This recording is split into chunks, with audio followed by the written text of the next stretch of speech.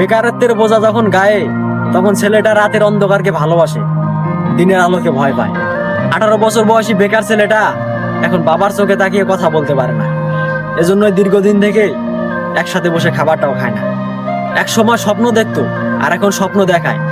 বাস্তবতার ধাক্কায় জীবন কতটা পরিবর্তন হয় একমাত্র 18 বছর বয়সী বেকার ছেলেটাই শেখায়। ঘরের বেকার ছেলেটা ঝোল হিসেবে বাবার শরীরে রক্ত পান করে, আর ভাত হিসেবে বাবার শরীরে মাংস চিবায়। হঠাৎ করে নিজের কাঁধে দায়িত্ব দেখে হতাশায় পড়ে যায়। বয়সন্ধিকালে শারীরিক পরিবর্তন ঘটে, বইয়ের মাধ্যমে আমাদের শেখানো হয়, তবে জীবন পরিবর্তনের গল্প কেন উল্লেখ হয়নি? ব্যক্তি নিজেকে কেন বুঝতে হয়? কাকেই বা প্রশ্ন করি, উত্তর তো আর মিলবে না।